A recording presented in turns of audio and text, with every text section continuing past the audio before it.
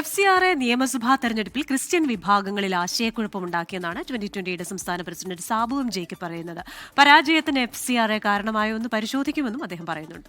വോട്ടുകൾ നഷ്ടമാകാൻ NDA ബന്ധത്തിലെ ആശയക്കുഴപ്പം കാരണമായിട്ടുണ്ട്. വോട്ടർമാർക്കിടയിൽ വ്യക്തത വരുത്താൻ സമയം ലഭിച്ചില്ല എന്നാണ് സാബു എം ജേക്കബ് നൽകിയ വിശദീകരണം. 2020യുടെ അമരക്കാരൻ സാബു എം ജേക്കബാണ് നമ്മോടൊപ്പം ചേരുന്നത്. പ്രതീക്ഷിച്ചൊരു നേട്ടം ഉണ്ടാക്കാൻ സാധിച്ചു. ഞങ്ങൾ പ്രതീക്ഷിച്ച് എന്ന് പറയുന്നത് NDA 2 ഡിജിറ്റ് ക്രോസ് ചെയ്യും, അത് 30 വരെ പോകും എന്നുള്ള ഒരു നിഗമനത്തിലാണ് ഞങ്ങളിരുന്നത്. പക്ഷേ ഞങ്ങൾക്ക് റീഡ് ചെയ്യാൻ പറ്റാതിരുന്നത് അതിശക്തമായിട്ടുള്ള ഒരു കൊടുങ്കാറ്റ് പിണറായി വിജയനെതിരെ ഉണ്ടായിരുന്നു എന്നുള്ളത് ആർക്കും മനസ്സിലാക്കാൻ പറ്റിയില്ല എന്നുള്ളതാണ്. ജനങ്ങൾ അവരവരുടെ പാർട്ടി പോലും മറന്ന് പിണറായി വിജയൻ എന്ന് പറയുന്ന ഒരു കേരളത്തെ നശിപ്പിച്ച ഒരു ഭരണാധികാരിയെ പുറത്ത് ചാടിക്കാനായിട്ടുള്ള ഒരു വോട്ടെടുപ്പാണ് നടന്നത്.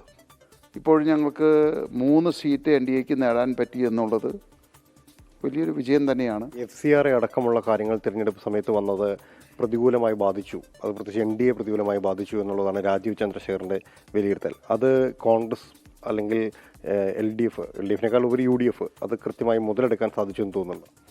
അല്ല, നമുക്കിപ്പോൾ ആ അവസരത്തിൽ FCRA വരികയും അതിനെപ്പറ്റി കോൺഗ്രസ്സുകാർ അത് വ്യാപകമായിട്ട് ഒരു ജനങ്ങളിൽ, പ്രത്യേകിച്ച് ക്രിസ്ത്യൻ വിഭാഗങ്ങളിൽ ഒരു ആശയക്കുഴപ്പമുണ്ടാക്കി. അപ്പോൾ അതുകൊണ്ട് തീർച്ചയായിട്ടും മുഴുവനായിട്ടുള്ള ക്രിസ്ത്യൻ വോട്ടുകൾ എന്നുള്ള ഒരു ശതമാനം വോട്ടുകൾ അതുകൊണ്ട് മാറിപ്പോയതുണ്ടാവാം.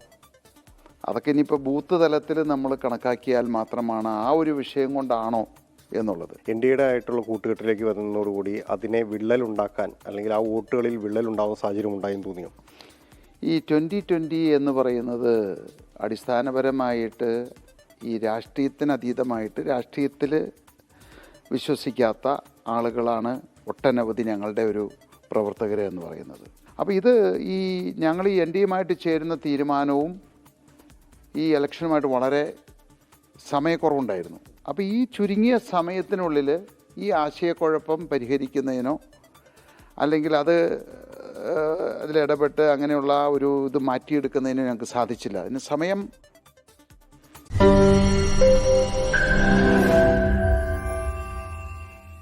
ലോകത്തെവിടെയായാലും ഏത് സമയത്തും 24 വാർത്തകളും ഓഗ്മെന്റഡ് റിയാലിറ്റി പാക്കേജുകളും എക്സ്പ്ലെയിനറുകളും വിശദമായി കാണാൻ ഞങ്ങളുടെ YouTube ചാനൽ നിങ്ങൾക്ക് സബ്സ്ക്രൈബ് ചെയ്യാം.